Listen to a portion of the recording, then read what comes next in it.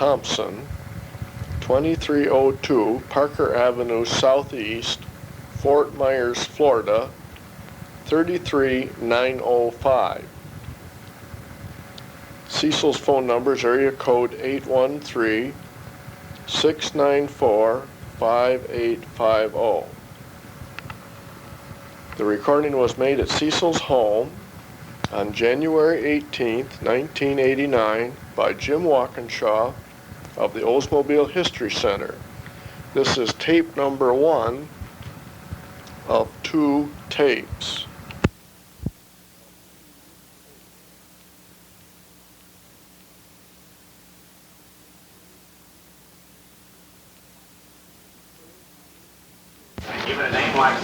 Okay, my name is Cecil Thompson. I live at 2302 Parker Avenue, Fort Myers, Florida. I hired out at Oldsmobile. Just a second, Cecil. What's your phone number down here? Oh, my phone number here is 694-5850. Okay, and what's your... my area code is 813. All right, and do you remember your zip code? The zip code is 33905. All right.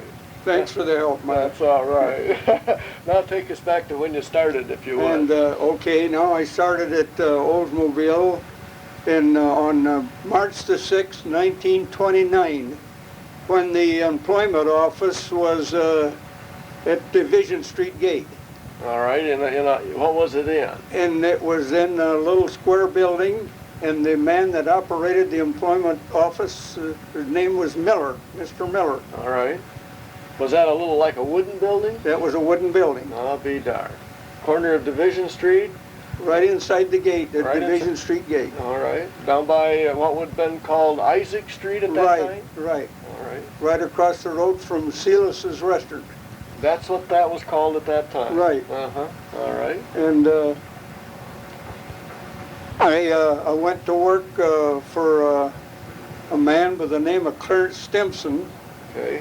which was a very good tool man. He knew tools probably as well or better than anyone that I ever met at the Oldsmobile plant. So did you go to work then in the tool room? I went to work in the grinding room, tool grinding room. Where was that? That was upstairs in building 36. 36. 36, Okay. and All right. 36 is next to the parking lot. Yeah. It was at that time. Okay. And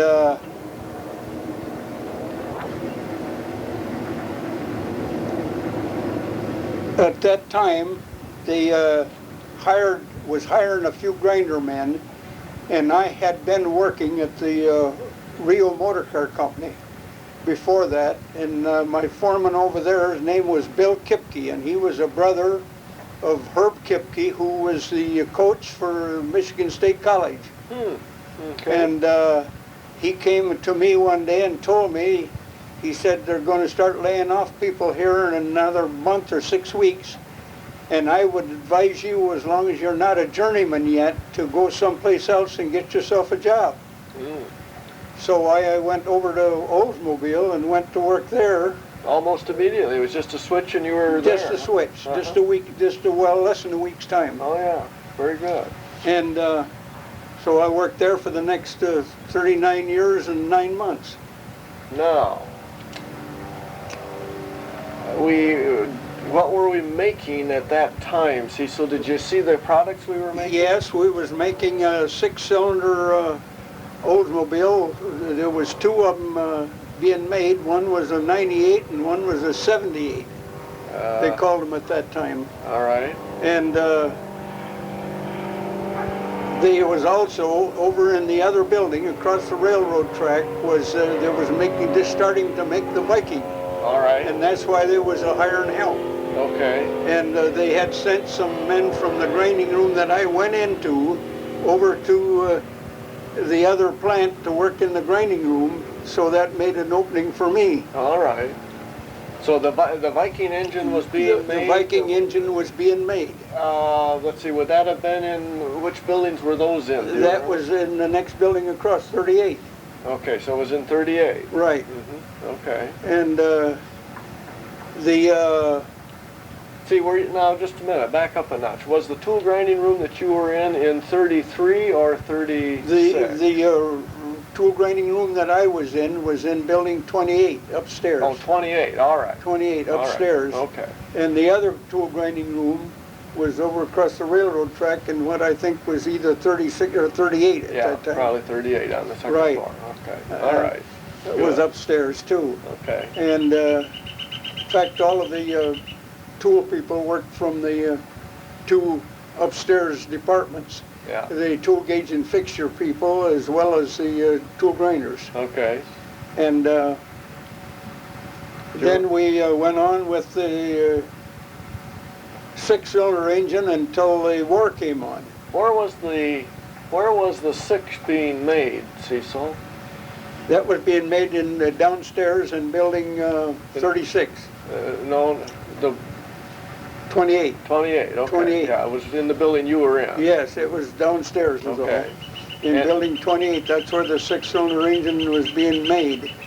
And they also started then making an 8-cylinder, but that was a straight 8. Yeah, now that happened after the Viking went away, apparently. No, yes, that happened shortly after the Viking went away. Uh-huh. And the first new Oldsmobile that I ever owned, and I have owned 11 new ones, All right.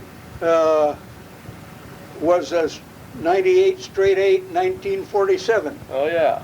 Right after the war. right after the war. Uh-huh.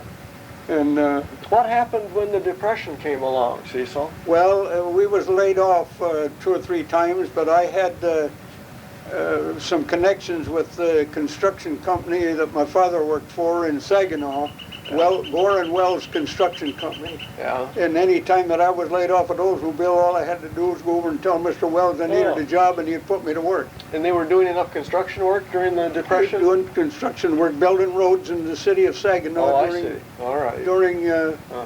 the Depression. The, And they also built the road from Muskegon to North Muskegon during the Depression. And that was in the last year of the Depression. That was in 1933. oh, yeah. And I was sent over there as a pump man, and I kept the pumps operating to pack the sand that they was using to fill. Uh-huh. And so I was busy over there all that fall until I was called back to work in 1933. All right. So you were off, then when did they lay you off first, do you remember? The first year I was off was in 1930. Okay, so Then 1931, 1932, and 1933. and that was for how long a period each time? Quite a while? 3 to 6 months. 3 to 6 months. Right. Mhm. What did they do? Just shut the plant down? No, they didn't shut the plant down. They almost. What they did was gather up all the foremans and had them painting the ceilings and painting everything in the Really? building. Oh my. That's what the foremans had to do at that time. Oh, isn't that There was something? no union. Yeah. And so Okay. we painted the foreman painted all the inside of the building, windows, cleaned windows, and painted Yeah. all the inside of the building while we was laid off. Of course, when we come back, it looked beautiful, you know. Oh, It was sure. all painted up, nice and pretty. Yeah. And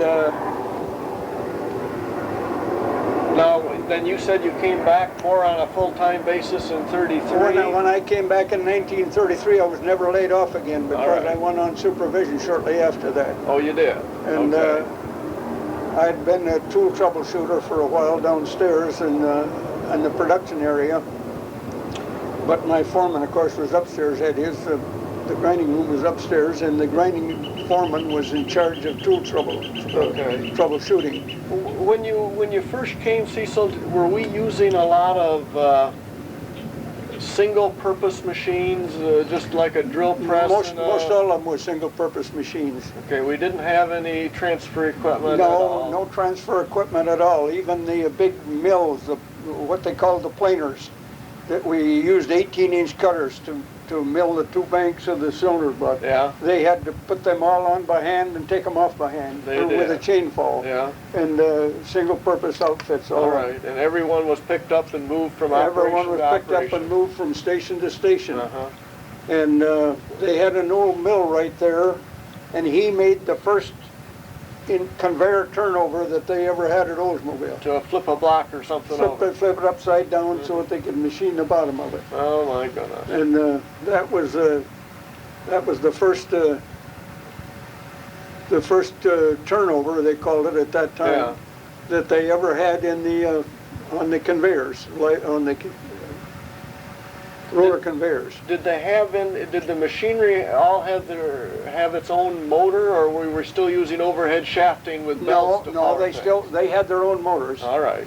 So They had their own motors at that time, but and sometimes, of course, the motor had clunk out, and they'd have to shut down for a couple hours Yeah. and change motors and yeah. clean them up and put them back in and rework them. Was the plant fairly clean, or how was the As I remember inside the of plant, it was always nice and clean, yes. Was it? Okay. They always had sweepers working, Did they? yes. Uh-huh. And they did keep it nice and clean, even out in the heat treat in Fred Lurie's department, which was probably the dirtiest department in the Uh-huh. place, more smoke and Yeah. soot and stuff. But they even had sweepers working out there. They always kept it nice and clean. And the cast iron dust they kept down and Right, that sort pretty of much so. Yeah. But they didn't have any dust collectors on the grinder machines when I first went there. All right. They brought in square boxes and set them behind each machine Yeah. with the filters, Oh yeah. replaceable filters, Uh-huh. and somebody from the plant engineering department came around once a week and changed the filters. Is that right? Mhm. Uh-huh. Did the hones, when we honed cylinder blocks, did we do all the cylinders at once or just one at a time? Oh, they did all of them to once. I did that. Yeah, they did 6 to 1. They bored 6 to a time, and they honed 6 to a time. Uh-huh. But the guys had to be, they were special people, of course, that had to operate those machines because it was so fussy, Yeah. And another thing they had, when they line reamed the cam line and the the crankshaft, Yeah. they did that all by hand with an air motor, They did. with a bar over the top so that the thing couldn't tip over. Yeah. It wouldn't twist it out of your You hand. couldn't twist it out of your hands, but they did that all by hand. And that was part of my job, is to keep those tools so that they kept precise size Uh-huh. on all the camshafts and crankshafts and everything. Those were babbited bearings or something? There was a brass bearing Uh-huh. in the crankshaft, or in the camshaft, Yeah. and the cast iron in the crankshaft, but they put the shells in afterwards. Oh, they did? Okay. Yeah, they laid shells in there Uh-huh. after they got it reamed. Uh-huh. But it had to be a precise, Yeah. Yeah. real precision operation because, you didn't have only 1.5 thousandths limit on your bearings. Yeah.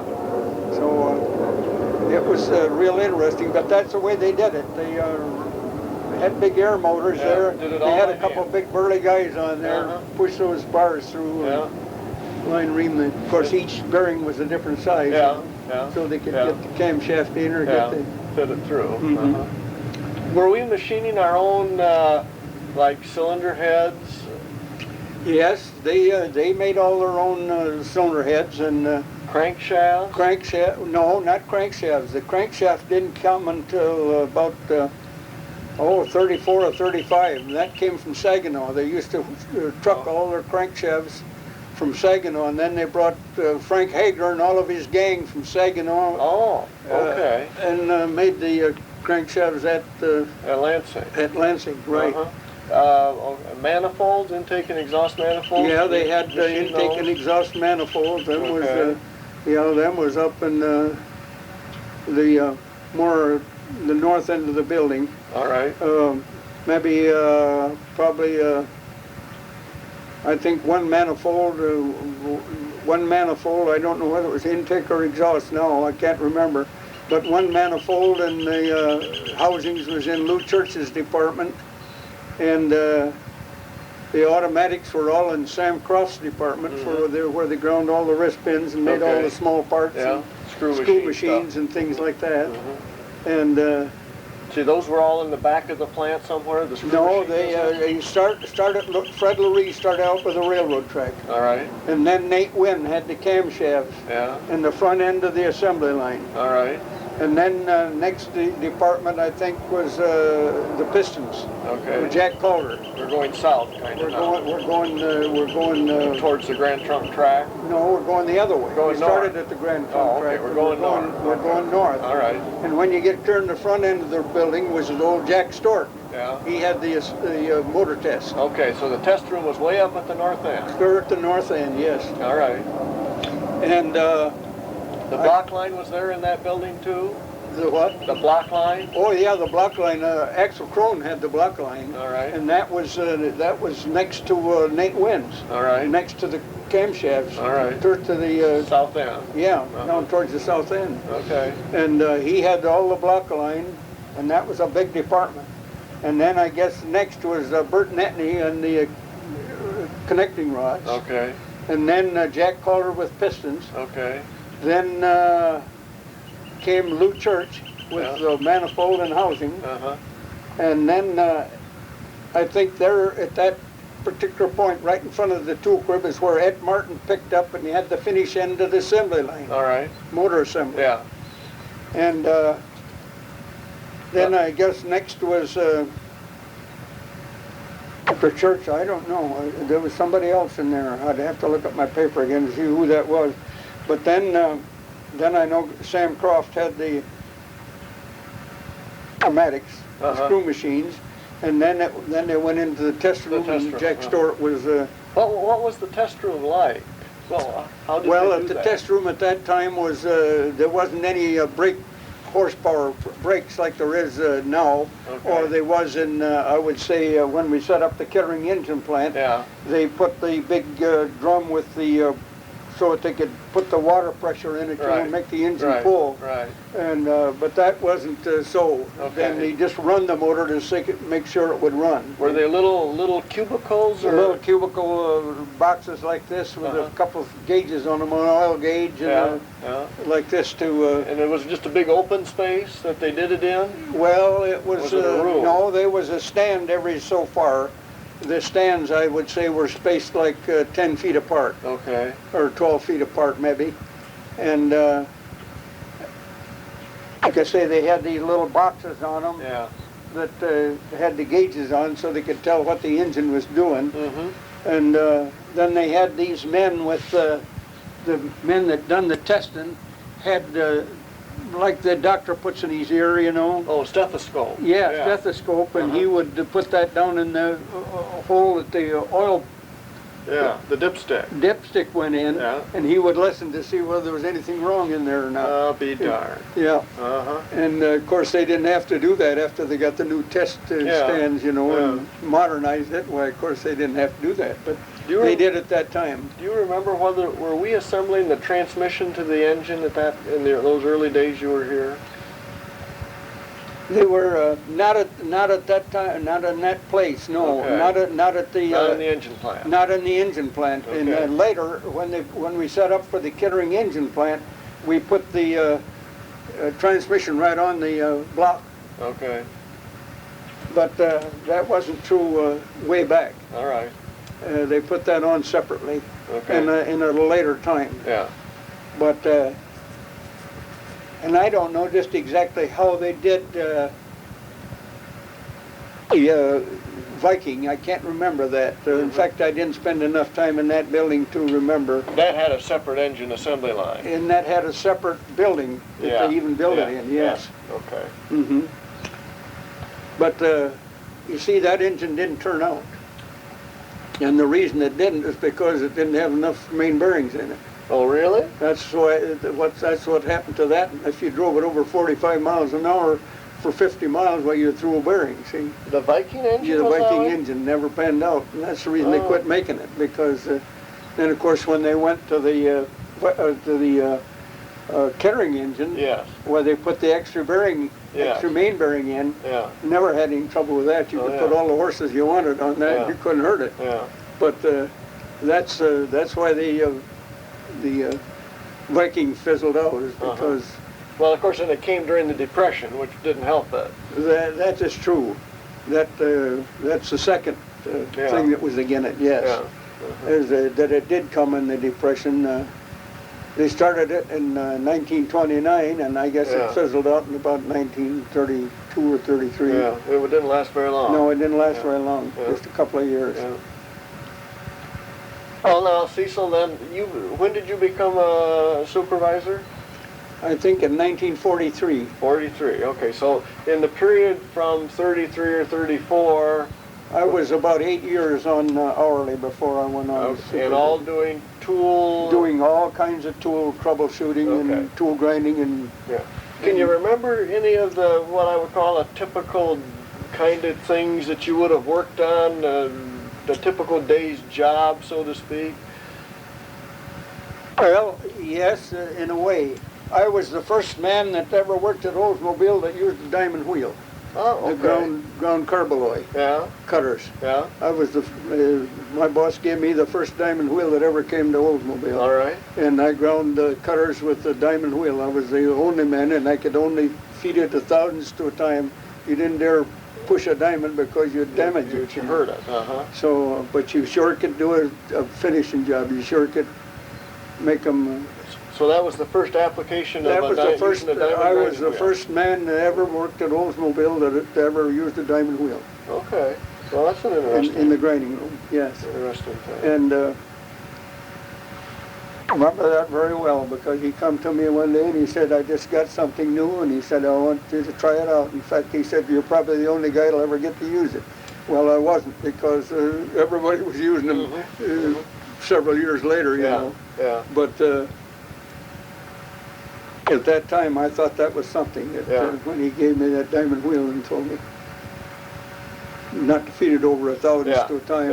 Yeah. And I could move my cutters around, you know, and one blade at a time, and I could shear that thing. And man, when I put that set that on the plate and turn it under the indicator away, there'd be zero all the way around. Perfect. Perfect. Yeah. Very good. Yeah. Excellent. Yeah. You know, I really enjoyed that.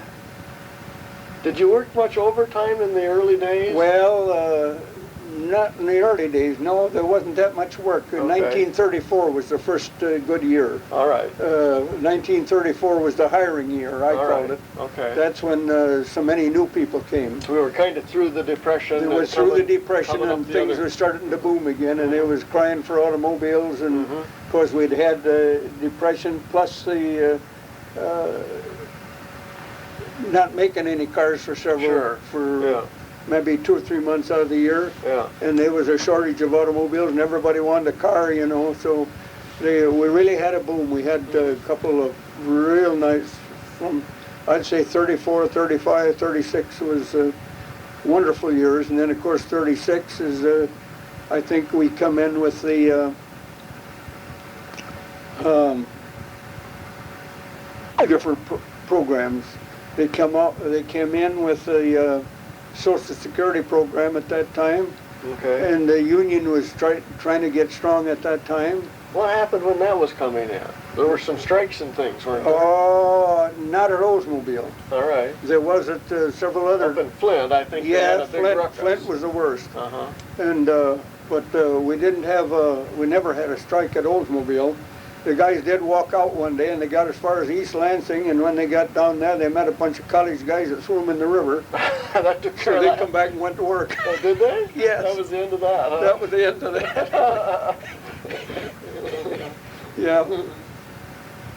That was they met a bunch of football players on the bridge of the Red Cedar River, and they just picked them up and threw them in the river. They told them if they're looking for trouble, they'd find it down there among the rocks. That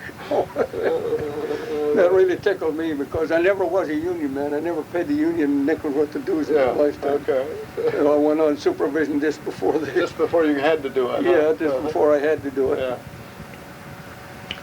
In fact, my boss came to me, Mr. Stimson came to me one time and told me I'd have to join the union a little bit later. And maybe he said in 2 or 3 months, we don't know how long it'll be, but sooner or later, well, you're going to have to join the union because they voted at a closed house. And I said, well, has my work been satisfactory to you? The few years that I've worked for you? Sure has. Well, I said, I'll tell you what you do then. I said, I had a job before I came here, and I'll have one when I leave. When the day that I got to join the union, make up my time. I won't be here. So, about 2 weeks before I joined the union, he come along, he said, we just put you on salary. So Worked out great. Yeah. Did a lot of people, Cecil, feel that way, that the union was there not? was a lot more people felt that way than you would think. Is that right? I had a lot of people working for me said I wouldn't pay the bastards a nickel if I didn't have to have the job. Isn't that something? Yes. I wonder how it ever got started then. Well, it got started because there was a certain amount of people, just a certain amount, that always went and voted. Yeah. Just maybe out of our department, I think we had 16 or 18 individuals in there, and maybe 5 or 6 of them would go and vote. The rest of them wouldn't even go, see? Oh, gee. So The very few people made the thing happen. that's right. Very few people made the thing happen. Yeah. And as far as I'm concerned, I still think to this day that that there ain't no way that anybody, that'd be just like making me go and join some church that I didn't believe in at all. I mean, I just don't believe in the union. I think if any man does his work and does it well, they're going to see him. Yes. And he's going to compensate him according. Yeah. But I don't believe in. I don't believe you have to pay to have a job. Did people in the management ranks before the union came, were they doing things that made people mad at them? No. Hiring practices? No, or sir. I worked there for many years before there was a union, and I never worked at a better place and never worked for better people. And they always treated you well? Always treated me well. All they expected you to do is give them a day's work. Yeah. And if you did that, that's all they asked. Yeah.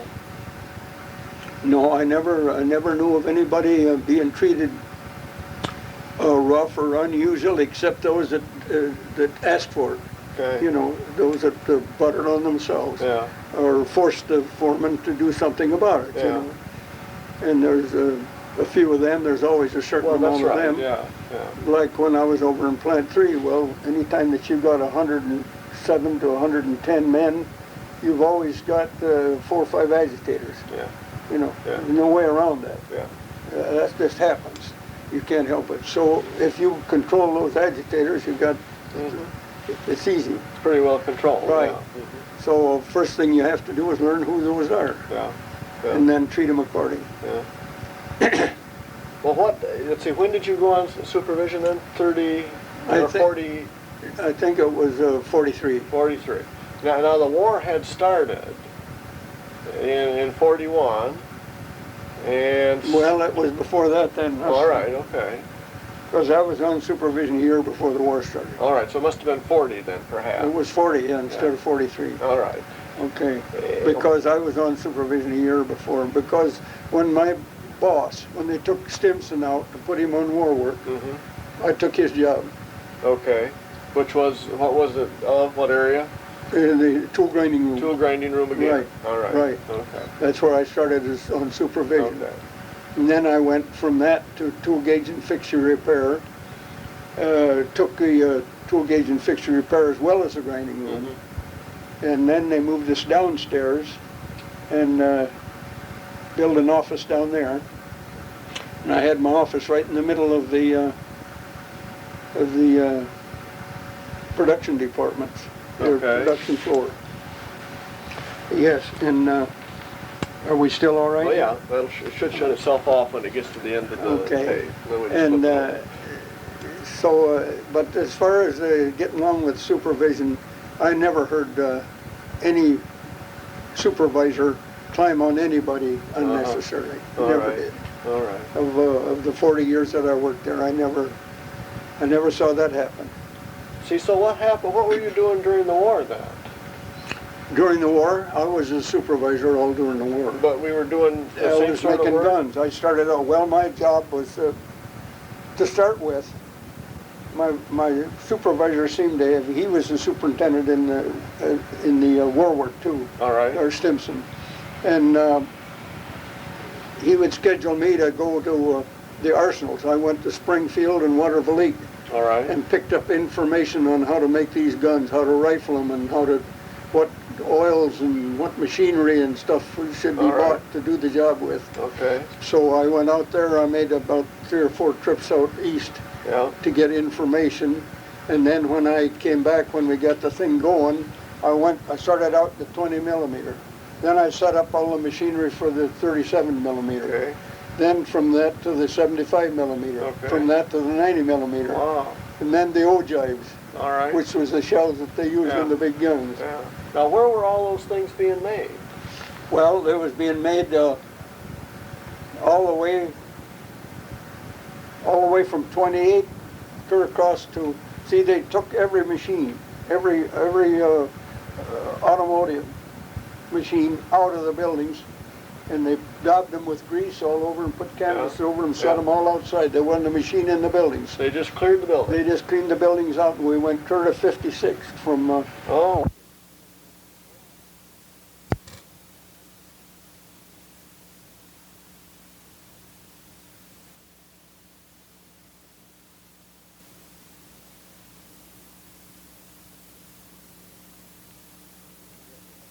There we go. We're back on.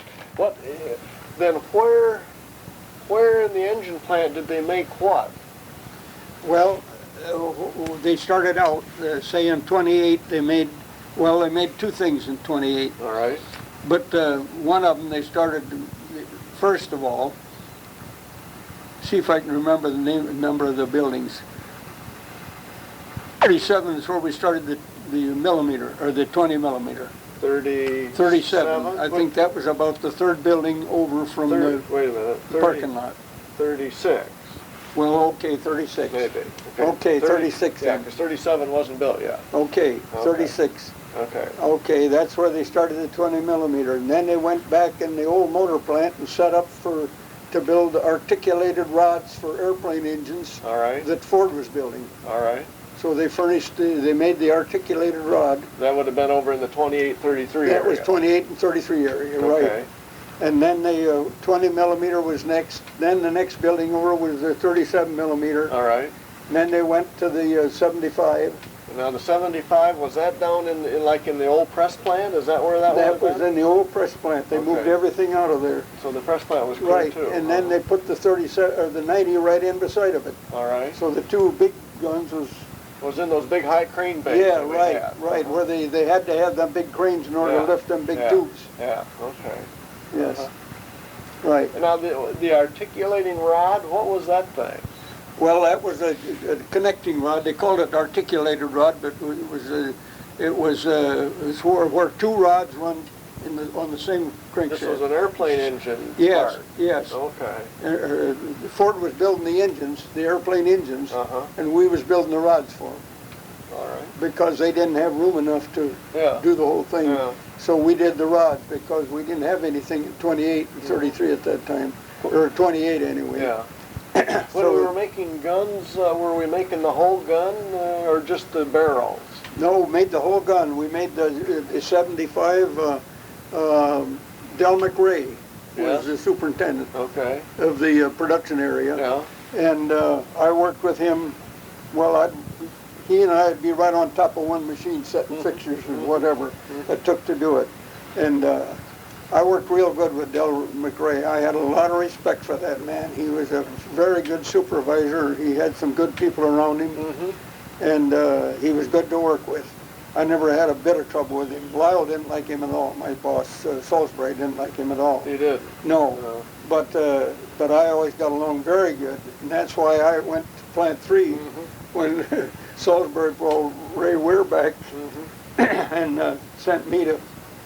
No, he brought Frank Hager back to the main plant, to the tool room, and I went over to take Hager's place. Oh yeah. Okay. And but Del McRae was still a superintendent over there. Yeah. And Lyle says, well, he says, you can get along with the guy, go take him. Go take care of You him. can have him. That's all right. I don't want him. That's a good way to do it. So, During the war, all that kept on going until 44 or 45 somewhere. 45 is when we shut her all down. Okay. And then we had to go through the process of reversing. 45 and 46, we had to reverse the deal and move all the, of course, the Jews was in there by the million at the time. Buying machinery? Buying machinery. Oh, really? And they bought all the equipment that made the guns. Oh, they did? And moved it out. And of course, when they did that, we started moving equipment back in for the Kettering engine. Okay. Now that's when the, now first of all though, didn't we bring back all the old 6 and 8 stuff? No. We put all that in first, didn't we? No. No, they didn't. They started the Kettering engine. The Kettering engine was set up actually before, well, at the same time. There was a group over there setting up the old machinery. All right, so they were doing that. Yeah, they were doing that at the right. same time that Ray Weir and I were setting up all the new equipment for the Kettering engine. Now, where did the Kettering engine first started in what place, Cecil? Kettering engine started in... was that the 36, 38 area? Yeah, I'd say 38, yeah, all right. 38. Mm-hmm. You were putting in the machinery or working on we was putting in the machinery and well, actually the millwrights was bringing in the machines themselves, but we was tooling them all up. You were setting up putting the fixtures and tools and stuff on them and running parts and getting okays from inspectors. Okay. And at the time, Bob Cook was the inspector, chief inspector. And I remember getting my first Kettering car, my first car. I asked Mr. Reinbold if I could have a car. I said, my car's got 70-some thousand miles on it, and I don't know whether I'm going to be able to get to work much longer. It needs a lot of work on it. And he said, you can't get a car. He said, hell, he said, I can't even get a car. He said, they're just starting out. Well, I said, who told you you couldn't have a car? Well, he says, I know damn sight better than to ask for one. He says, I wouldn't get it if I did. Well, I said, you know, Tom Downey has been kind of a thorn in my side down here on these grinders. See, when we set up the Kettering engine plant, we started grinding the 2 faces of the bell housing that fit on the engine that held the transmission. And we was having a hell of a time getting that grinder going, and only for one reason. And that was that we had too fine of wheels on it. Oh, really? What was it doing? Burning or something? Well, it was burning, yes, and warping. So when we got the right wheel on it, away it went. But Tom Downey stood down there day after day after day. And I asked Reinbold, I said, do you mind if I go over your head to get a car? He said, you go any damn place you want. He said, you won't get no car. I said, all right. So I called up Tom Downey's girl in his office, and I said, I'm coming over. I said, she said, what are you coming over here for? I said, I want to see Tom Downey. She said, what do you want to see him for? I said, I need an automobile. And I want him to tell me that I can or can't have it. He's got to tell me in person. So I walked over there, and I walked right into his office, and he had Bob Cook in there. He was chewing him out for something. And I walked right in there, and he said, what the hell do you want? I said, I want an automobile. He said, what is your job? I said, you know what my job is just damn well as I do. I said, I want you to tell me that I can have a car or I can't. I need an automobile. He said, get your ass out of here and we'll get you one. Oh, he did? Yeah, that's just the way he said it. Really? Exactly, that's the words he used, see. And hell, a couple of days, Jim Reinbold come over and he was madder than hell. Said, I can imagine. what the hell kind of a drag have you got, he said. And then he said, my motor number was 350. Oh, it was? It was 350 on the first car. 350th engine. Yeah. How about so I got my car, and but I wanted Tom Downey to tell me I couldn't have it. I mean, I didn't want if I had to go over Rainbow's head, I wanted permission to do it. But I wanted Tom Downey because he was the works manager. I wanted him to tell me I couldn't have it, and but he didn't tell me that. But that upset my boss because he thought that he ought to have one before I did. Yeah, right. Well, that was his fault, not mine. Yeah, right. He didn't ask. So, oh well, we had a lot of fun, but we made a lot of automobiles. Now, did the the first rocket engine assembly line, that was right where it is today, isn't it? Right where it is today. Right. The pedestal line. Right. Right. Yep. And the test room was right up there or someplace? Right in the front end of 38. Yeah. Okay. And all of the offices for the managers were up there somewhere? Yeah. In fact, most of them was upstairs. Oh, were they? Yes. See, when I went there, well, for 2 or 3 years after I went there, Roy Fischel was the superintendent of the 6-motor plant. All right. Al Mohart was the general foreman. Mm-hmm. And then, of course, it went down to the foreman, and their office is up there in the front end of, well, right next to where the cafeteria is now. Okay, up there in 28. Yeah. The front end of 28. Right. Okay. Right. And And the rocket engine had its own set of offices up in the front by the test room yeah, up there? yeah, and so they went upstairs in the front of 38, I think, Oh, or the okay. next building over, Yeah. which was where Coleman's office and Frank King's office. Oh, okay. Frank King was the superintendent of the Viking, All right. and Okay. in that area over there, Mhm. and their office was up there. Okay. And When you were setting up the new rocket engine plant, you mentioned like the grinder was a kind of a typical problem of the day. You were putting in a whole lot of new transfer machinery. That was the first time we'd ever had any, that's the wasn't it? first time we ever had any of that kind of machinery. We had one panel box, and we might have had 70 feet of machine. Mm-hmm. You know, especially on the milling and the first drilling operations and so on was all in one machine. Yeah. A big Ingersoll. Yeah. And Did that cause any particular problem? no, I'll tell you why. It would have if we hadn't had the right operator on it. But we Okay. had a colored fellow on that machine by the name of George Harding, Yeah. and he was a wizard. In fact, I tried to hire him away from production, and they really? wouldn't let him go. Oh. And he was, but if anything happened to that machine, he knew exactly where it was, and he knew what it was. So he knew his machine very He well. knew his machine so well that he could tell any of my people that went out there to do repair work exactly what happened and where it was, Oh, yeah. where the problem was. Okay. So our guys didn't have to figure out Yeah. anything. He Yeah. had it all doped out before we got there. Were most machine operators that way? They understood their machine? An awful lot of them was, Uh-huh. and one of the reasons in the motor plant was they had a general foreman in there by the name of Steve Sherwood, Mm-hmm. and there wasn't a machine in his department that he couldn't operate Oh. efficiently, Uh-huh. and he would break in every new man himself Mm-hmm. and tell them what to look for, what to watch for, and what to do, Mm-hmm. and it went real smooth. It really did. Did that change any over the years, what I would call the operating knowledge? Yes, it did. It changed after they got the union in there. It changed dramatically. It did. Yes, it did. It changed a lot because they started shuffling people in, and people started fighting for different jobs, like setup men and tool setters and different people. Yeah. Instead of, it used to be that the operator did all of his own tool changing. Okay. Uh-huh. And but after they got the union, well, then they got tool setters, and then the tool setters and the operators would fight and chew the rag, you know, and it got real rough after that, Uh-huh. and that was the reason for it. Okay. But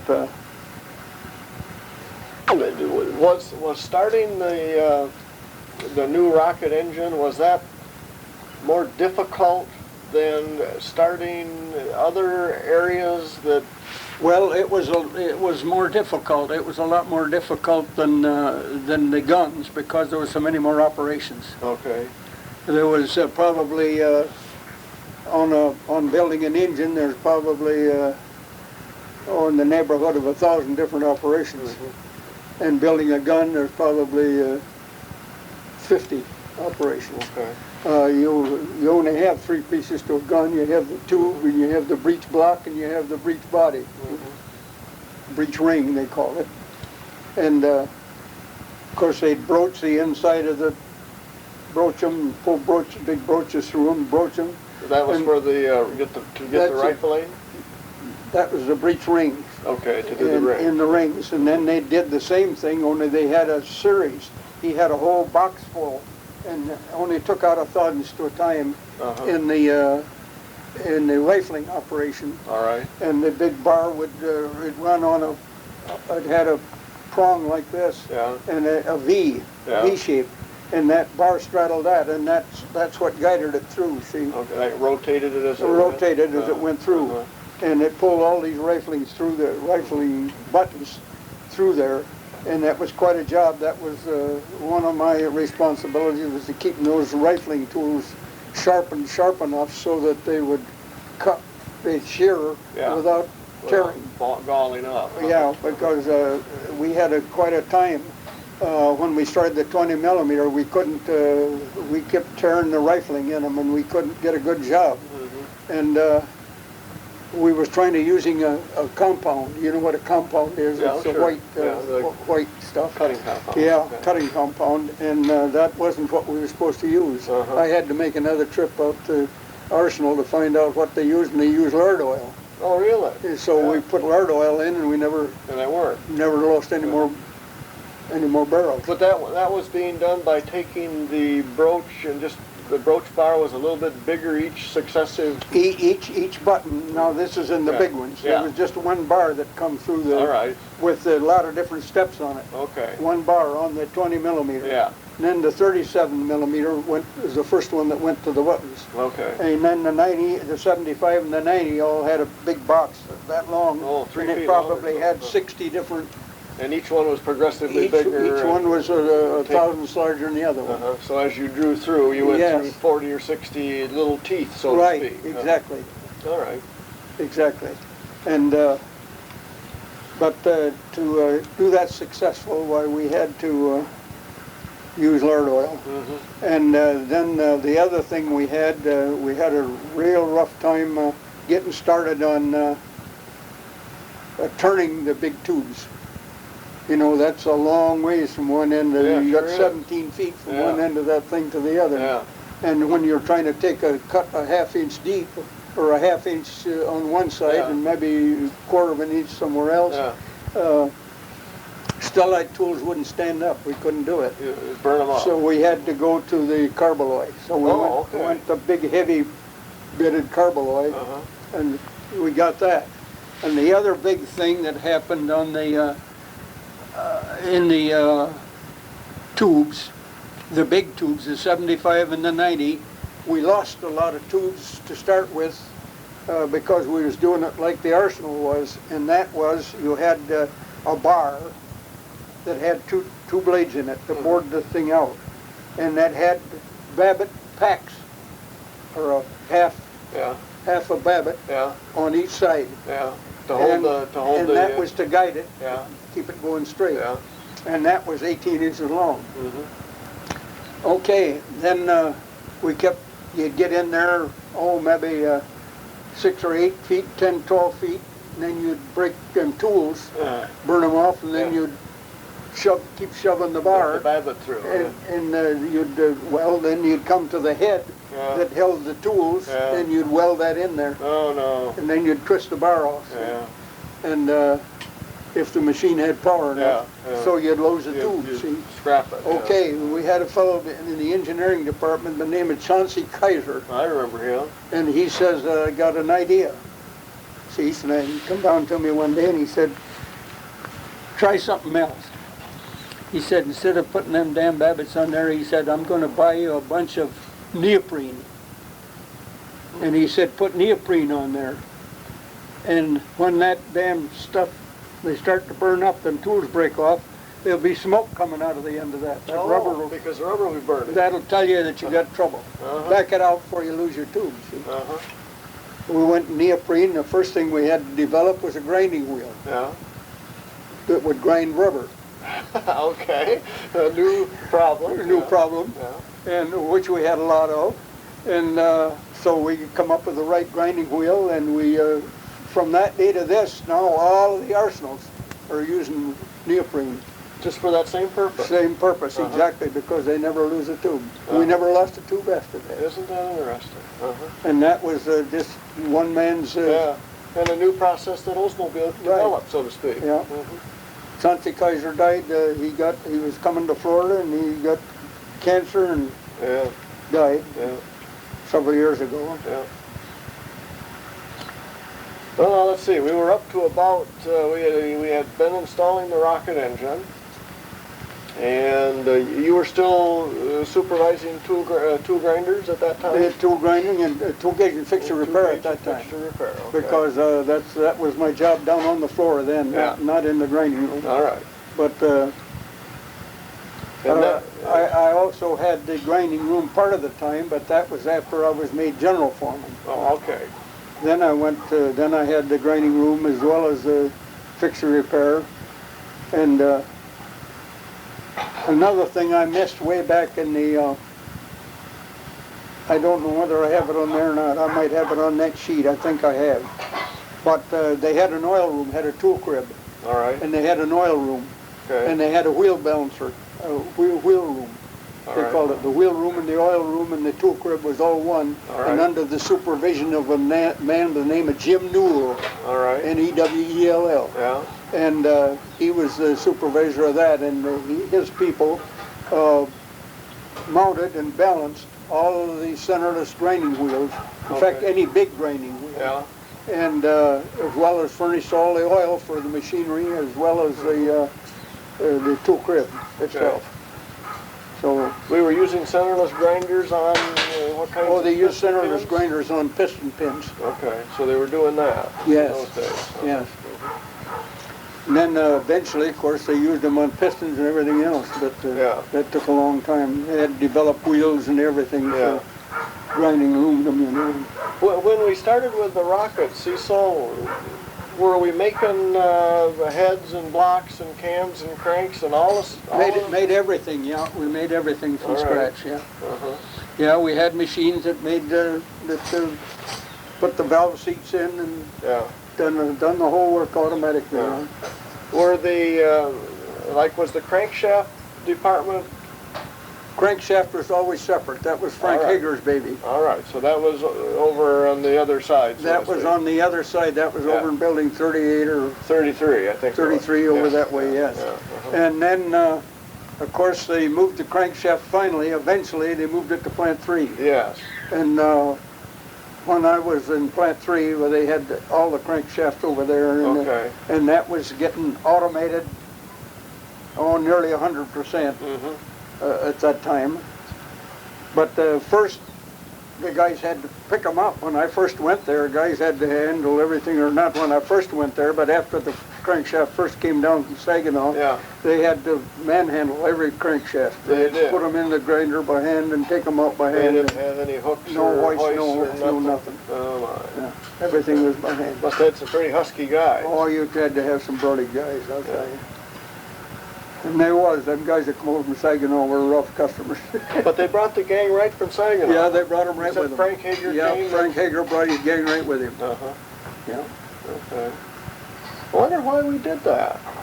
Well, I guess he had a lot of confidence in them, and he had them all trained Uh-huh. the way he wanted, and Yeah. certain machines that they run and operated, and certain supervisors he had, and he brought the whole work, supervisors and all. Huh. Yeah. That's interesting. I can understand him doing that, because after all, you know, if you spend 5 or 6 years or 10 years of building up a crew that can do a certain job for Yeah. you, well, you hate to lose them, you know. And crankshafts are a little bit fussy. Oh, the crankshaft is one of the main things in Yeah. your engine. Yeah. Your crankshaft and camshaft is two very important parts of your engine.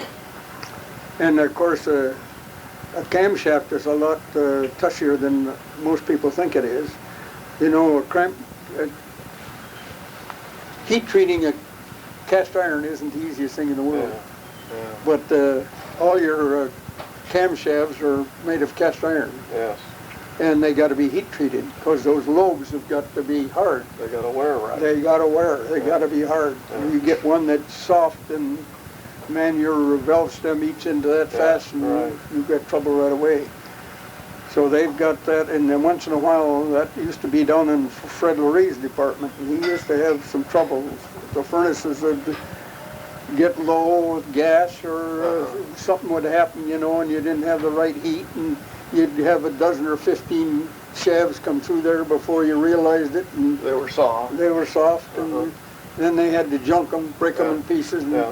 remelt them and start over, because after they had gone through the furnace and didn't heat treat where they annealed, Yeah. and that was worse than Dead soft. Yeah. So we were doing our own heat treating for those kind of Right. cams Right. at that time. Huh? Right. Yeah. Now in 51 or 2, somewhere in there, Plant 3 came to pass. When did you come over to Plant 3? I was in Plant 3 from about 56 until 60. Okay. Or, no, wait a minute. Make sure here, because I know exactly what it was. If I can get it through my head, remember it right. They brought Frank Hager back from there. He was the general foreman over there. Okay. And they brought him back to run the tool room after John Dowell retired. Oh yeah. And I went over there to replace him, and I went there and We weren't making jet engines, were we? At the time you were? no, They had gone. that was after the Okay. jet engine left. They was left. All right. making all car parts then, and all the crankshaft was over there. at that Cranks were time. there then? Yeah. Okay. Yeah, crankshafts and oil pumps and all the chrome The bumper stuff. bumper stuff was all down there. Yeah. All right. And Farhat was the general foreman down there in the plating department. Mm-hmm. I'll tell you, That's okay. No. You're in the ballpark, so. it was I was there the last 5 years that I worked, Mm-hmm. and I retired in 1959, Mother? No, 60, 69? 60.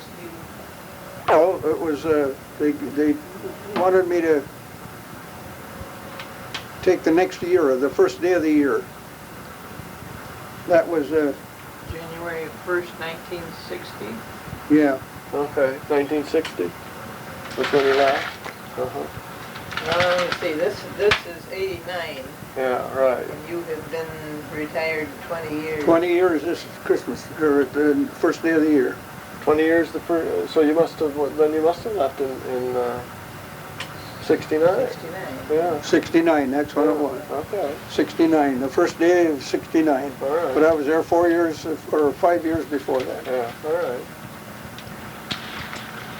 Let's see, at Plant 3 at the time you were over there, did you retire from Plant 3, Cecil? I retired from Plant 3. Okay. And when you left, we were making cranks, you mentioned, They were and making bumpers. Crankshafts and bumpers and Oil oil pumps pumps. and Were those suspension parts over there, knuckles and that kind of crap? yes, they were. The steering arms and knuckles and Okay. Plastics machinery, did any of that come in while you were there?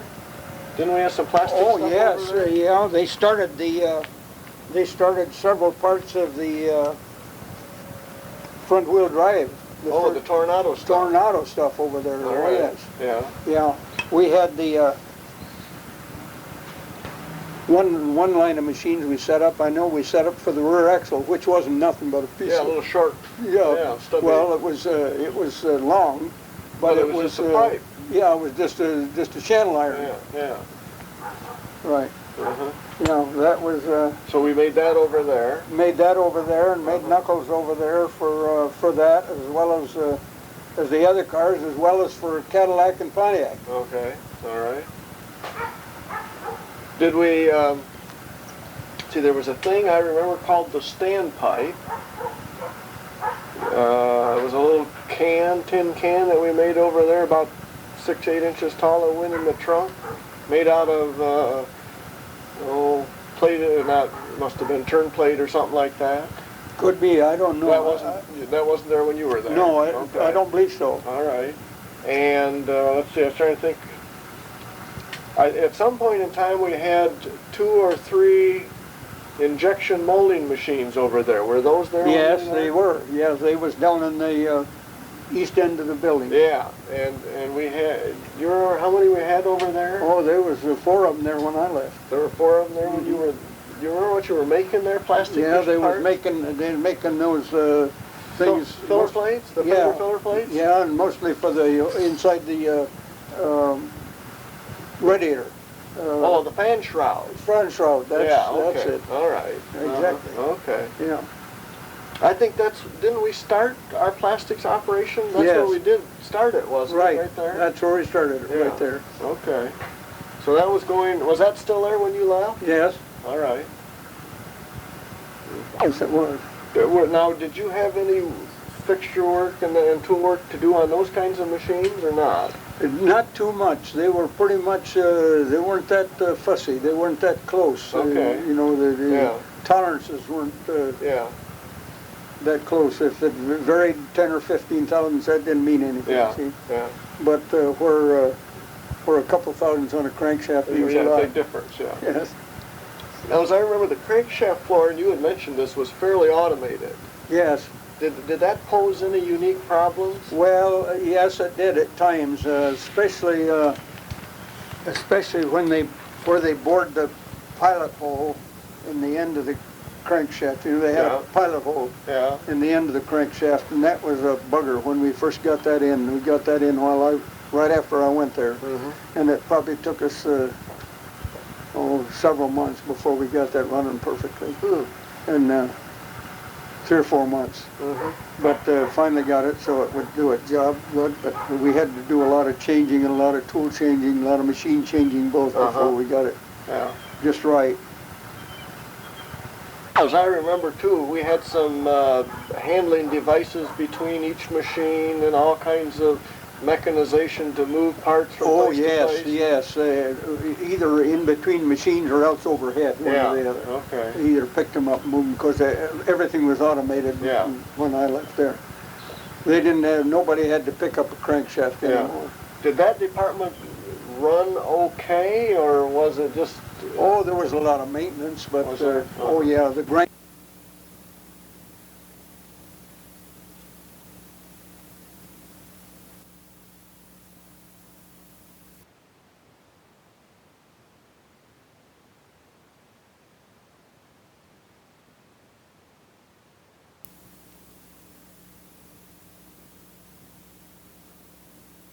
Thompson of Fort Myers, Florida, made by Jim Walkinshaw on January 18th, 1989 at Cecil's home. This is tape number 2 of 2 tapes.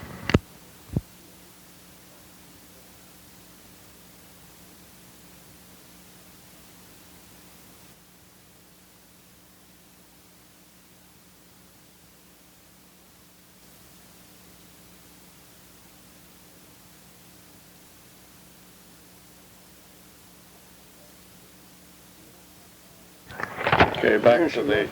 We had one man that was a kind of a wizard on grinders. Okay. He run a grinder for a while on production before he went on into tool division. And he knew those things by heart, and he could go out there and he could get a grinder going that nobody else could get it going, or maybe somebody else take a half a day and he could fix it in 10 minutes. You know? Isn't that interesting? And he just he knew exactly what touch was and how to do it. And down Bartholomew, and he just retired a couple months ago. All right. And from there, but I think he was on. Put him on supervision just before I left there, and I think he retired. I think they put him in after he was there a while in engineering, somewhere in the engineering department. I think he was working for maybe for.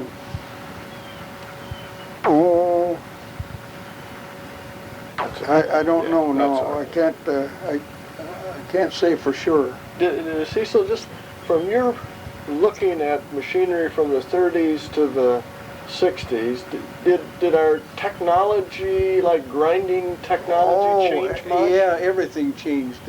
Everything. Machinery. I mean, you went from single-purpose machines to long transfer machines, Yeah. and you went from normal grinding to diamond wheels and All right. electrolytic.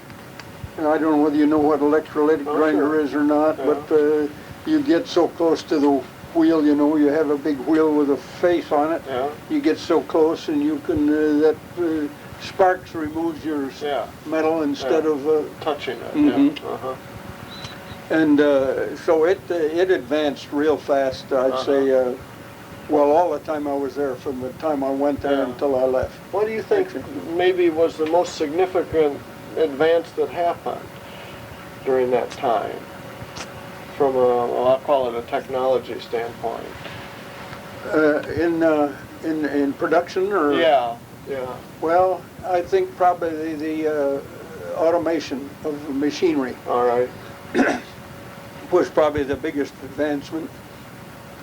In the grinding room, I would say from the conventional grinding wheel to the diamond wheel. All right. And Did tolerances change, or our ability not to very much. They still held, they was making crankshafts or buying crankshafts from Saginaw, or bringing them over from Saginaw, where you had to, when you bored your cam and crank line, you had 1/1000 of tolerance, and that All right. was the maximum. Uh-huh. And that was that way when I left there. So that kind of tolerance did not change significantly. That did not change. And when Pontiac and Cadillac was allowing 2,500 clearance, Oldsmobile was allowing 1.5. I still say that the Kettering engine's the best engine ever made. You know, we certainly had a lot of good success with it. Oh, and they quit making them, and they never should have done that. Yeah. Never should have done it, because they had something there that would last forever. That was an awful good engine. See, who was, John Coleman, you mentioned John Coleman in there someplace. He was the master mechanic. He was the master mechanic. Yeah, he was our top, our superintendent, in All other right, words. yeah. He was Clarence Stimson. My boss was superintendent. Uh-huh. Did you get to know him at all? Oh, I knew him real well. Oh, yeah, definitely. What kind of a person was he? Oh, he was an Englishman, Okay. and but he was a real fine gentleman. I used to take him deer hunting with me. Oh, did you? Yeah. Uh-huh. Yeah, he wanted to kill a deer once. I said, well, Jack, I'll take you up there. We always called him Jack. I'll take you up there and I'll put you where you'll see one. I don't know whether you'll kill it or not, but I'll put you where you'll see one. And I did. Damn if he didn't. The first morning he wasn't out there an hour until he got a shot a buck. And of course, was he ever tickled. Yeah, I imagine. And he still, if he met me today, he'd say, you're the damnedest hunter I ever knew in my life. But how did he manage people, Cecil? Was he a bull of the woods type No, person? he was a or real easygoing guy, and he was a real nice fella. And so was Frank King. I knew Frank King pretty well. Okay, now this was the older Frank King. I think I remember a younger Frank King. Yeah, an older Frank King. Uh-huh. He was the superintendent over the Viking area. Now the Frank King I knew was in the tool room. Yeah. Was that his boy? No, that was was a different- Frank King was in the heat treat. Yes. But no, that was was another no Frank. relation at all. Okay, a different Frank King. Yeah, I knew Frank King real Yeah, well in yeah. the heat treat Yeah, area yeah. in Building 40. Right. But no, that was a different Frank King altogether. Okay. Go back to John Coleman. How did he manage the organization, Cecil? Did he have meetings, or did he come out on the floor, or what was his approach? He'd come on the floor, he'd come through every day, and if was. anybody wanted to talk to him, anybody could talk to him. Didn't make any difference who you was, or if you just came there a week before, why, he'd stop and have a talk with you and find out your history and tell you his, and he was just a fine fellow. Okay. And he was that kind of a man, and but he would have a meeting once a month. He did. But I never was in that because, well, I would say I wasn't in it. I was until after I was a foreman. Yes. I wasn't in it because he always called Stimson and Alan Wright and the fellows that were foremen under him. Tony Eckelkamp. Yeah. Tony Eckelkamp was was the general foreman when I went there, and he ended up working for me. One of my foremen. Well, He was, Tony was, he didn't get along with Rainbow. And Jim was riding pretty hard. And I told Jim one day, I said, what do you do that to Tony for? I said, he's a nice guy, and he don't want your damn job. He always seemed to, Rainbow always carried the opinion that either Stimson or Eckelkamp wanted his job, and nobody wanted his job. And so he kind of got off me back. He said, I'll tell you what I'll do. He said, I'm gonna take him off of supervision, or else, he said, do you want him? He said, will he make you good foreman? I said, well, you better believe I'll take him.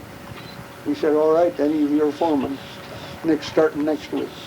So, for better or for worse, you had it. yeah, I had him, but he was a good guy. Yeah. He was a good guy. He dropped dead in his backyard mowing his lawn. But Who was the best boss you think you ever had, Cecil? oh, Clarence Stimson, by far. Why? Yes, sir. How come? Well, because he knew the job so well. And there wasn't no part of your job that you could get in trouble with it, he couldn't straighten you out. No part. It didn't make any difference whether it was tool trouble down on the job, or whether it was in your department or on your machine, or where it was. He could help you, and he would help you. And he would. He was the kind of guy that would go help people. Yes, sir. Over those years, did the way foremen worked with their people change at all? Oh, not too much. I don't think so. I can't say that it did. I can remember Lou Church and Bert Netney and those fellas, Jim Calder, those guys down on production. I think they always got along with their people. They always seemed to have, more like a family affair. They didn't,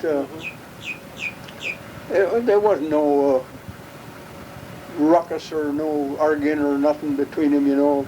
If some guy come along and said, hey, to Jim Calder or Bert Netney or any of them guys, Bert, my wife's going to have a kid. Can I work on the other shift for a month or a week or 3 weeks or whatever I need? Absolutely, we'll arrange it for you, you know. And it was that kind of a deal all the way through. I never knew anything any different than that. Okay. Just a real good relationship all the way through, as far as I could ever see. Yeah. Well, that's why I've seen if things had changed much there over the years. And it was, it didn't make any difference how far you went up the only guy that I never could get along with at all, and didn't want any part of, and that was Roy Fischel. He was an old bull. He wanted to bully everybody, and kind of one of the old bull of the woods. Yeah, he was one of the old bull of the woods, and he wanted to make sure that everybody knew by geez that he was the boss, and he wanted everybody to. In other words, he cut 3 doors in the hole, and when he scatty, he said scatty meant scat. He was that type of guy. But now, as time went on, though, those types of people, did they disappear? He disappeared. They retired him when the war started. Yeah, but then after that, you didn't see many of those After that, guys. you didn't see any of that anymore. All right. They got rid of a few. That was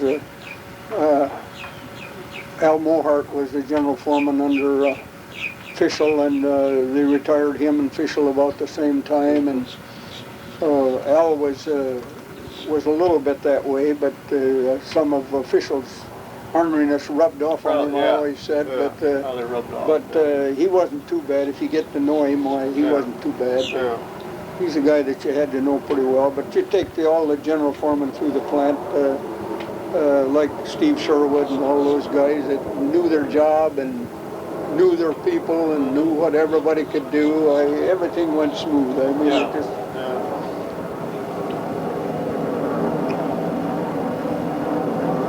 Ed Martin, them guys on the line, they had real good relations with their people. Did you know Ed Martin fairly well? Oh yeah, I knew him real well. I don't know much about Ed. Tell me what you can about him. Yeah, I don't know whether he's still alive or not. I don't think so. I Probably don't not. remember seeing him on the big long list. Probably not.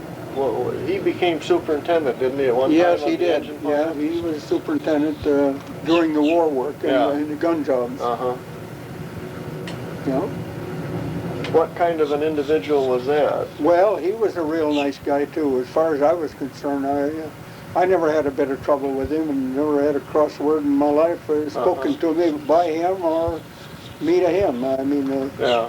he was a real nice guy. Yeah. And then they put him back in the motor plant when he retired. Of course, they always give him a week, you know. Yeah, sure. That they don't do anything, or Yeah. he just nose around. You Yeah. know. And they put him over there. He was having a little bit of broach trouble on the cylinder heads.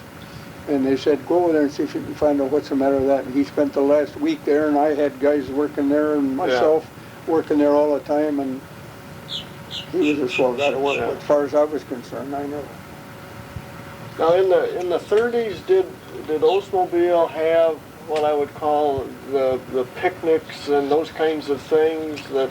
Yeah, as long as well, not until probably 35. 35. Because during the Depression they didn't have anything. Okay, we didn't do anything. And they didn't make any cars or do anything else. Yeah. So, but after that, after I'd say 1935, they started having the quarter century club and the picnic that they had. picnics and a few things like that. All right. They usually have the deal over at the fairground, and Yeah. I don't know why they still do or not. No, they quit doing that. Oh, did they? Yeah. They sure did.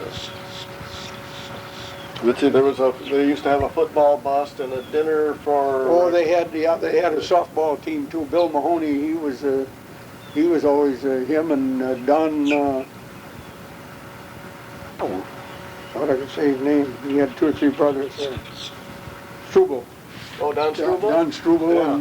and Bill Mahoney and them guys used to play on the softball team. Mm-hmm. Yep. Who did the softball team play? Or was that? Well, they had their own. They had 2 or 3 teams there in the plant. Oh yeah. Okay. And they had a ball field right on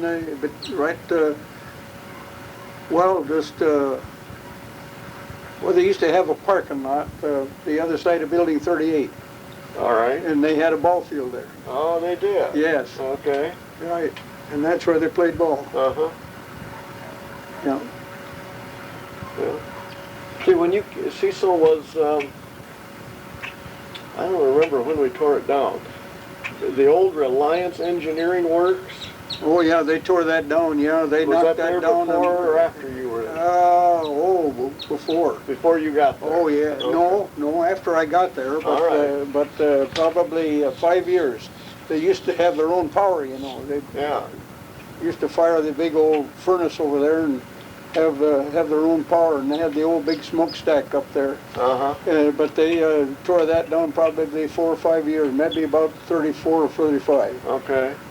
maybe 35. All right. They tore that down. That was a kind of a funny sawtooth roof. Yeah, thing? right, Yeah. right, Uh-huh. right. What were they? Do you remember what they were doing in that building when you first came there? No, I don't know. I don't think I got over that far.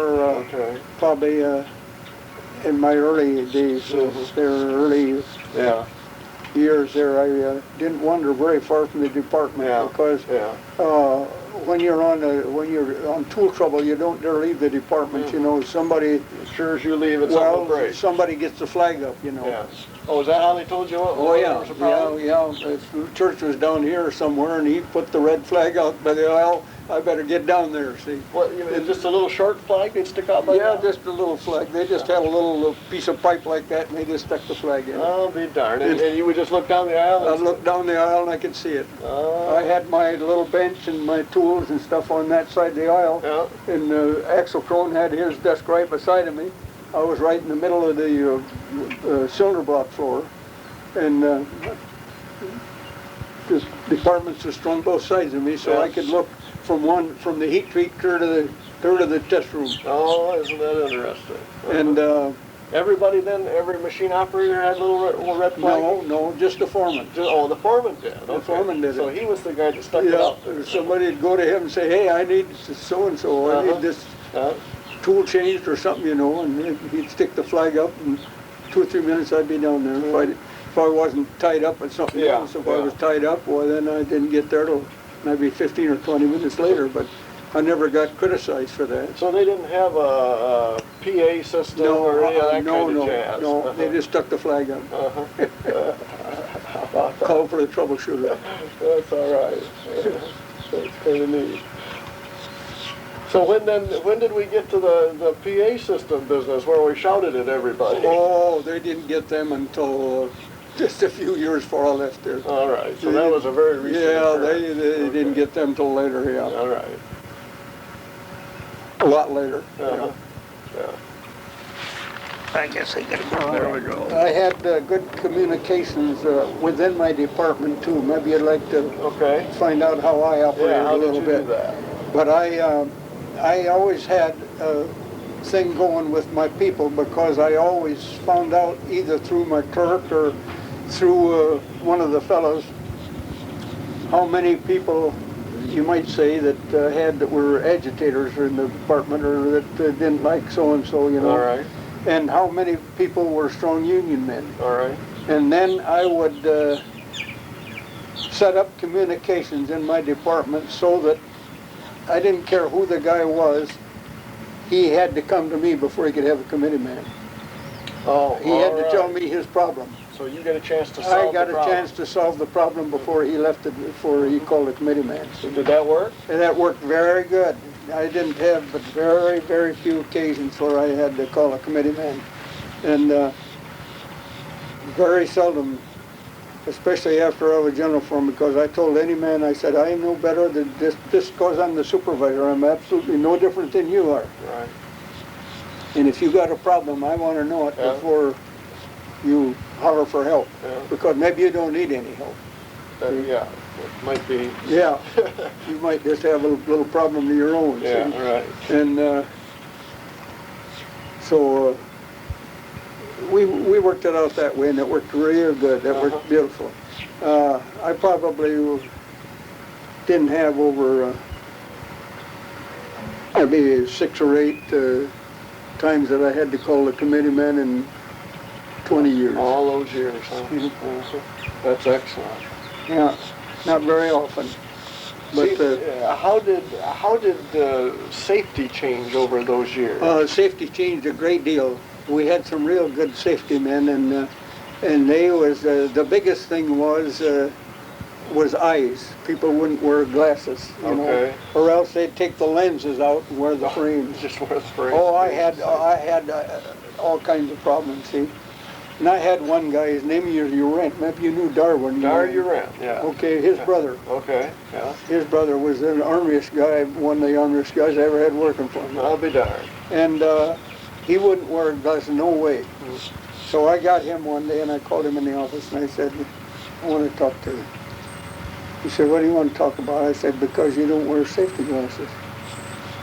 I said, can you imagine how bad I would feel if I had to go and tell your wife and kids that you didn't have any eyes?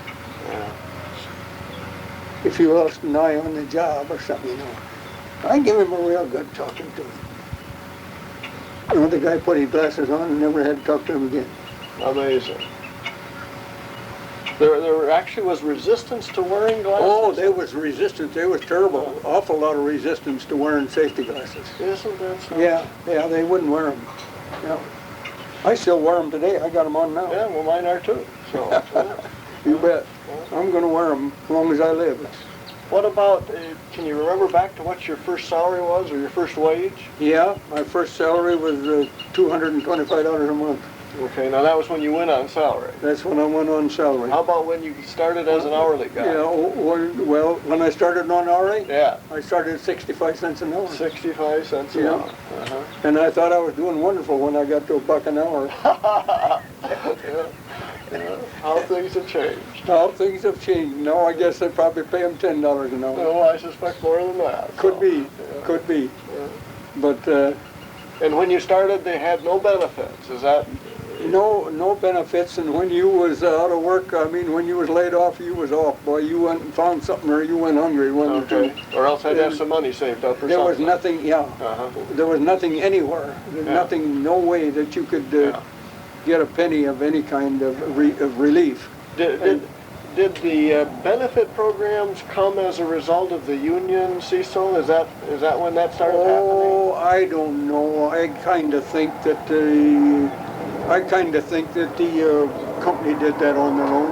Okay. I will always think that. The reason I think that, or probably was brought to think about it, because I've been off 20 years now, Yeah. and they still pay me every month, Oh, they sure do. Yeah. and pay you well. Yeah.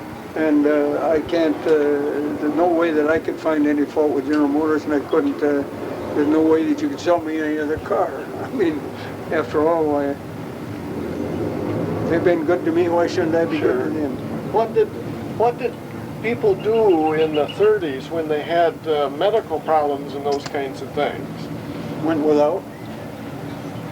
That's what they did. Mm-hmm. I was one of them, my family.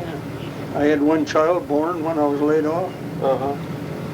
You paid the bill yourself and so forth. Well, you paid the bill yourself, you paid everything yourself, but then there was absolutely nothing. You didn't have any insurance of any kind that paid anything for you then. Did they have retirement programs? No, not at that time. Not at that time. Not at that time. If the boss wanted to can you, he just said, get your ass out of the door. That's all there was to it. And you went. No ifs or ands about it. I mean, that's the way it was.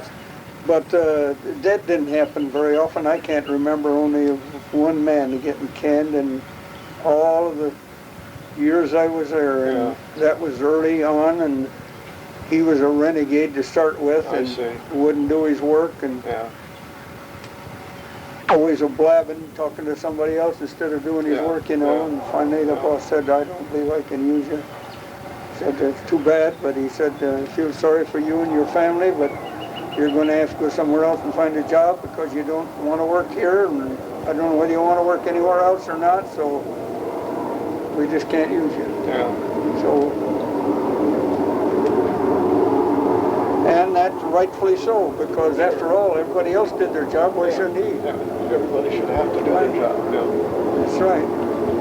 So that's the way it was then, but, and then, but I kind of think, or always will think, that General Motors, that the people up above saw that they had a problem and they had to be a little bit better to their people or do a little more for them, you know, along with the shareholders. It's nice to get a nice profit on your holdings, but on the other hand, you got to do something for the people that are making the money for you too. There's the people that are making it all happen. Right.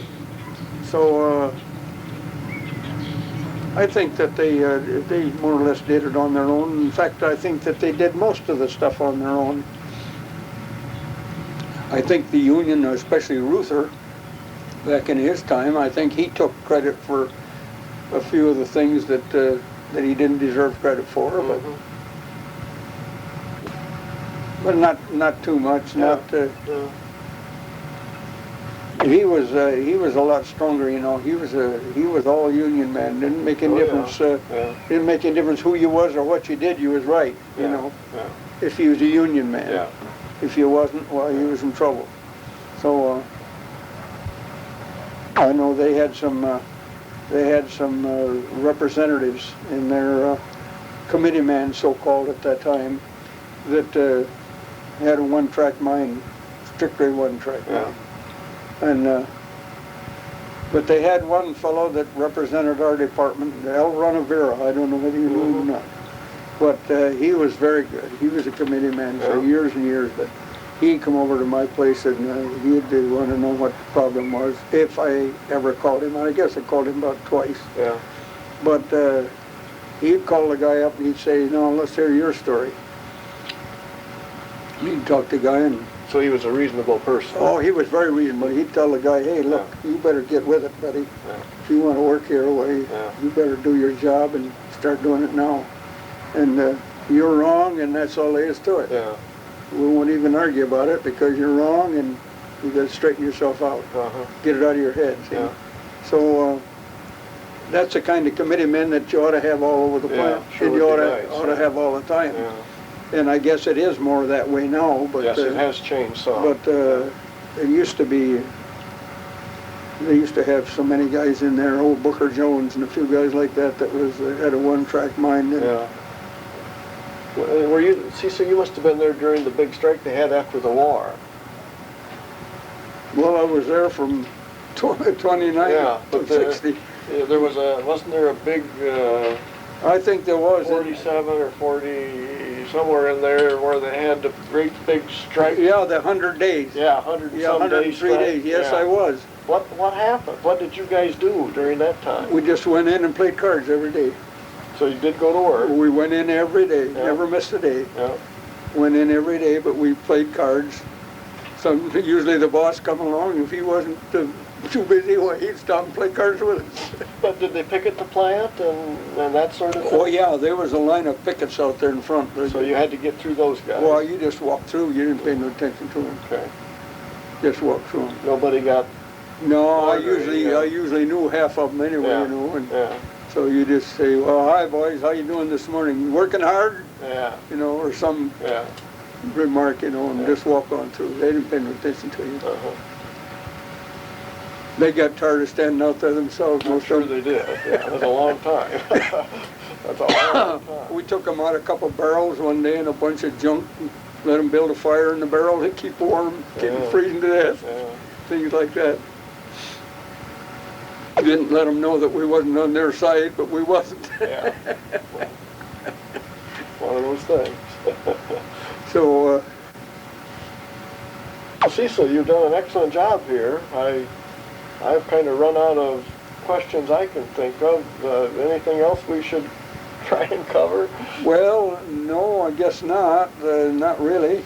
So you're going to take your pictures and try and identify them for us. I'm gonna put the name on the back of Okay. all them. And I'll see that you get them when I come up. Okay, and there was one certificate in there which was for, what was that for? Oh yeah, that. The Lansing Yeah, Lansing Industrial. Community College is where it came from.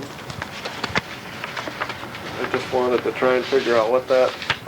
Oh, that is it. that was. Oh, that's some of my cucumbers. I lived on out in the Oh, out country. in the farm, I yeah. lived down on the farm. I brought some in and that. Some hugies there. Yeah. This one. Yeah, that's that Lansing Industrial Executives Yeah. Club. Well, that was just a more or less a branch of the Uh-huh. community college. And this is 1957. Right. Did they pass these out to folks that were, what was They gave them to the ones of us vacation? that went up there and sent people up there to get educated. All right, so that's the Kids, young fellows that went up there and Yeah. went to sign up to go to night school. Yeah. Okay.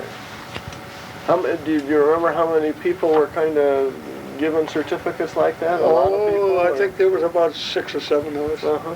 I mean, it is kind of unique. Okay. Well, when you bring your stuff down, we'll get that back too, and I'll make a copy of that Okay. thing too. So. Well, okay. Anything else you can think of, Cecil, that we should try and capture?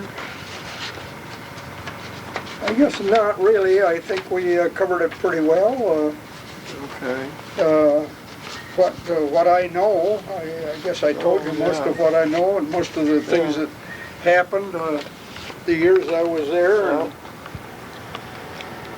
Yeah, that's excellent. I'll- even to get in my car. Yeah, yeah. I probably shouldn't have had that on tape. No, that's all right. It's a fact. Yes, it was a fact. That's the way it happened. Yeah, it's a fact. Well, okay, I'll just click this off then and we'll quit. All right.